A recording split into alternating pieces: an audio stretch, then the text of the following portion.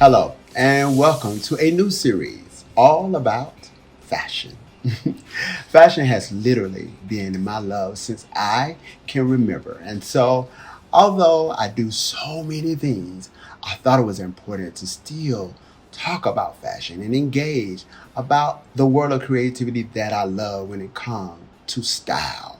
And so I asked some of my friends who are fashion stylists and fashion lovers, when did you fall in love with fashion? So join me on this journey as we do it sometimes day by day, week by week, as we literally expose many luminaries in fashion and beauty on the day they fell in love with fashion. I am Sammie Haynes, fashion enthusiast. When I think about fashion, honestly, my thoughts go back to when I was a small child. Actually laying on the bed in front of my mom's closet. She was the one who really was my first muse into fashion. Church was my secondary muse into fashion because one of the things that I really enjoyed about fashion is that women had so much freedom. They had freedom with hats and furs and shoes and purses and things of that nature. But when it came to men, it was a blur. It was all black. Literally, black suits, a brown suit, it was just all dark and dead to me. And so I didn't really feel very comfortable playing in their space, but where I felt most comfortable and at home was ladies' fashion. And because of that, I really fell in love with colors and textures and mixing and matching and what fashion breeds and what it means to really be a part of a family called fashion. Topher Dwayne here, and I'm going to share with you about the moment I fell in love with fashion. It had to have been more than 10 years ago when my mom, she had a huge singing event to attend that we put on together, and I asked her to allow me to create her something fashionably, and I took some pieces and I customized them and recustomized and arranged it to be such an amazing piece for her, and she wore it and it was amazing. We knocked it out of the park, and it was that aha moment when I realized this is something that I totally enjoyed, I thoroughly enjoyed, and something I could see myself doing for the rest of my life.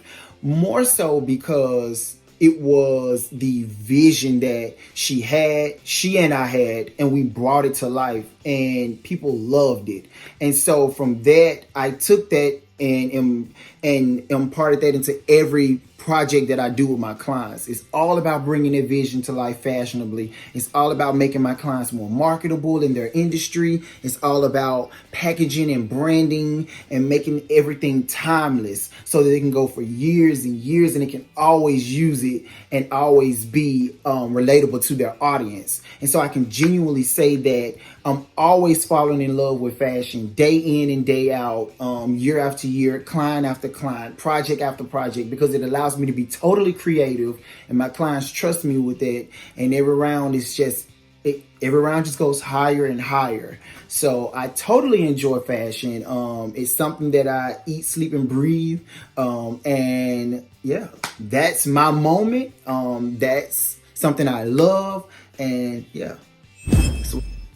Hi, I am Nina T. Clark, empowering personal wardrobe and fashion stylist. I am an empowerment speaker, and I am the author of Closet Styling, Essential Pieces That Every Woman Should Have in Their Closet. And so today I just want to thank Pastor Sammie Haynes for allowing me to share what made me and when I fell in love with fashion. And so fashion is my passion. It is my love.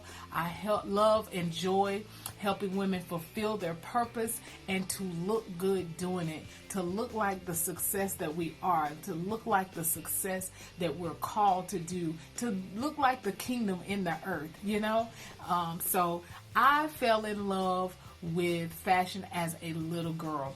Listen, I am a PK kid, and my mom, she was always on it, still is the ultimate diva. She made sure that we were dressed to the nines, that we were neat, that we were put together, from color coordinating and everything. And so I can remember going to a friend of the family's at a very young age, about 7 or 8 years old, and she would have these huge ebony magazines. I collect these.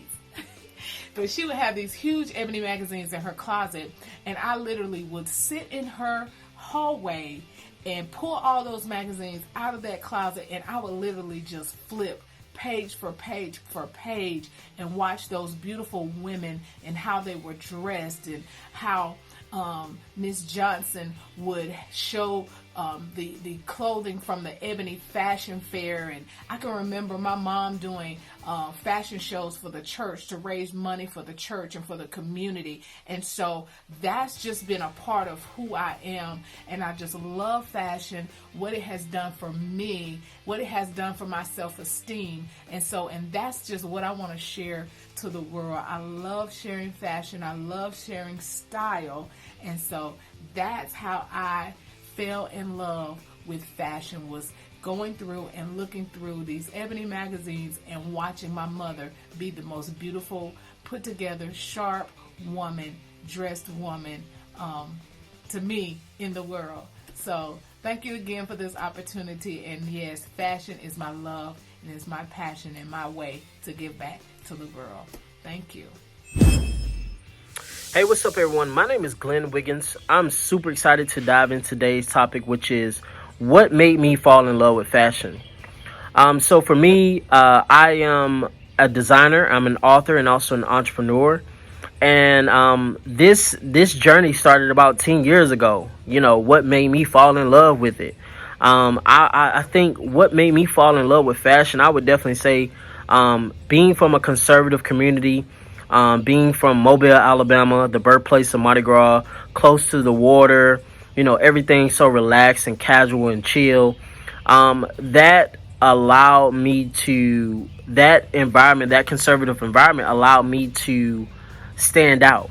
And what it allowed me to do was, with the resources that I did have and the clothing that I could, you know, put my hands on or whatever, you know, what I started doing is that I started, you know, putting different outfits together, and I started just trying different things when I was about 16, 17 years old. And so when I was just, you know, searching for another career in computer engineering, and I didn't like those classes, I turned to my friend. I'm just like, man, what's one of the things I love doing the most? And I was like, man, I really, really love dressing up, you know, and I love going to the mall, even though I'm not buying a lot, you know. And so that just kind of grew into me wanting to pursue something in fashion. I didn't know specifically what it was, how it was going to look, and how it was going to work out. But for a lot of people that come from small cities and small states, they really, you know, all of us, we start for the most part modeling, you know. And that's how everyone says you can be introduced to being in fashion and commercial entertainment or whatever. And so for me, I knew that, I said, okay, well, if modeling is the thing, then I'm gonna do that until I know that I want to be a fashion designer. And so I'm gonna ride this wave of being a model. And then when I got to Alabama A&M University, that showed me that community within itself, and being on that campus, it showed me different options and different avenues that I can start getting into. And so I was majoring in international business, and I minored in fashion design, because I thought business and fashion coincide together, and business is a very important component of if you're going to run a fashion company. And so I was, you know, that campus and that whole entire experience of graduating there, it, you know, they helped cultivate me, you know, the person that everyone sees today. And how that was the case is that, you know, in between that time, I was able to not just model, I was modeling, I was styling, I was designing for different people and different celebrities that would come to the school. And that, you know, me dabbling in fashion, I saw fashion as, you know, when I started being introduced with different avenues, I'm just like, man, I just don't have to be this one said thing. And so leading up into, you know, studying and having 5 different internships in London and being there for about 4 or 5 months. That was my first time traveling outside of the country, so it was a complete leap of faith. And so my love grew from just being this young man from Mobile, Alabama, and, you know, playing with these different outfits and, you know, showing up to church, and people are like, man, what the heck you got on? But I knew in my mind that I was expressing myself. I was expressing the voice that I felt like was suppressed. So fashion, for me, I fell in love with fashion because it was the first thing that I felt so connected to, that I could use it as a tool to say, hey, this is exactly how I feel, and this is exactly who I am. And you're going to see this by the image that I'm projecting within myself, and also outwardly, and how you see me. And so, you know, my experience, and one of the things that I've taken away from being in this industry is that, and even when I went to big cities like New York and London and living there, you know, one of the things that I met a lot of people that I would run across was that, you know, they always, and when you get up and high in the industry, they always want you to stay in the box. But one of the things that I would always encourage people, mentees and just other people that I would go along, I'm just like, man, I've been shown this and I've been showing this, and I enjoy all these different things that make up fashion. And so I've always encouraged people to never just, you know, just be in fashion and just do one thing. You know, be a student of multiple different things. And so fashion, you know, it impacts music, it impacts politics, it impacts so many different areas of the world that we don't know at the end of the day. And so I would say most definitely I just fell in love with fashion just because of the simple fact of the matter that it's something that I could curate, and I could cultivate, and I can call it my own, that I can say this is my voice. You know, if I'm just doing a podcast, hey, I don't just want to do a podcast, I want to turn that podcast into a book, you know, a fashion book, so to speak. And so I've always believed in my mission in this industry, which is to not just create things, but create things that other people can also see the voice in their own self at the end of the day, that they don't want to be in that box, that little person that's from, you know, Wyoming or Idaho or, you know, Delaware or New York, or even, that I want to be set as an example of what it is to not be in someone else's box, but to create your own avenue, your own lane, your own voice, and go out in the world and tell the world what you want them to know. And so I appreciate the time as well. My name is Glenn Wiggins, and I'm super excited, and I want to thank Sammie for the opportunity and allow me to share my story. And you guys be blessed and be safe. Hello everyone, my name is Tim Arrington and I am a fashion designer out of Atlanta, Georgia. I am so honored to be sitting here with you on today. I don't know if it's morning, in the afternoon, or in the evening where you are, but either way, it gives me great pleasure to be sitting here with you, sharing my heart. I hope that I will say something inspiring, uplifting, something that will motivate you to pick up your gifts again and keep going forward. While we are appreciating each other, let me just say special thanks to my friend, my brother, Sammie Haynes. Man, thank you for inviting me to this moment. Thank you for trusting me enough to be invited to sit here and share with your audience. I appreciate you, man. I'm honored. So I am originally from Newark, New Jersey. I grew up in a single parent home. My mother, strong in the faith at the time, in church at the time. We weren't allowed to listen to anything but gospel music. And also during that time, we weren't fortunate enough to have the latest fashions and things like that. So she would often get bags from church members, bags of clothes from church members, and we wore a lot of hand-me-downs. But then there were times when she may have had a few extra dollars, where she would go to bargain shops and purchase things that were on sale. And my mother had a way of making things look like they were expensive when they really weren't.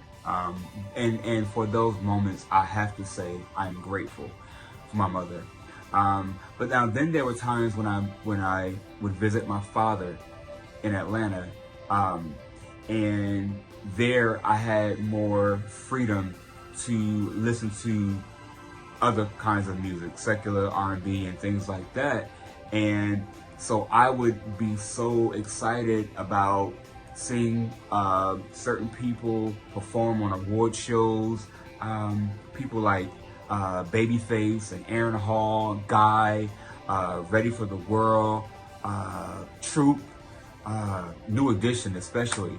I look forward to seeing them perform on stages because their outfits were always like off the hook to me during that time. I mean, it was the 80s, so you know, you had broad shoulders, you had shiny suits and rhinestones and things like that. It was very fancy, but it was enough to draw me in and kind of pique my interest in being involved in fashion. I would often buy magazines like Black Beat magazine, Right On magazine, Jet and Ebony, and just cut out some of my favorite images of whoever. And so those were the years where, for me, my love for fashion was being cultivated. Like, that's when I fell in love with fashion. Like, during the 80s, that period just really did something to me, and just sparked a level of creativity within me. And so somewhere during that period, my stepmother, rest in peace, she purchased my very first sewing machine. And from then on, I began to practice and create things, trying to duplicate those looks that I was seeing on these shows. And eventually, it took some time, but eventually I got better at my craft. And actually what you see all around me is a result of my years of practicing and just trying to become better. So I am honored to be in a position now where I've met and I've actually dressed quite a few of some of the same people that I grew up, admiring. And again, it's all because of sticking to the thing that I loved and cultivating the thing that I fell in love with. And so I would encourage you all during this time of being quiet and silent and just, indoors, while they dealing with the viruses and things on the outside world, I would just encourage you all just to go inside. I mean, we're already inside the house, but go inside you and fall in love with you again. And by doing so, figure out what your gifts are, the things that makes you come alive again, the thing that sparks, that makes you excited, and take this time to develop it and cultivate it. And when the world opens up again, just be ready to just show us who you are. And because we need you, we need your energy, we need your creativity. The world needs it. The world needs it. So I hope that I said something to you that was encouraging. I hope that you are inspired, and let's go. Thank you, Sammie. I appreciate you again, brother, for having me and for inviting me. You all have an amazing day. I love you all. Peace.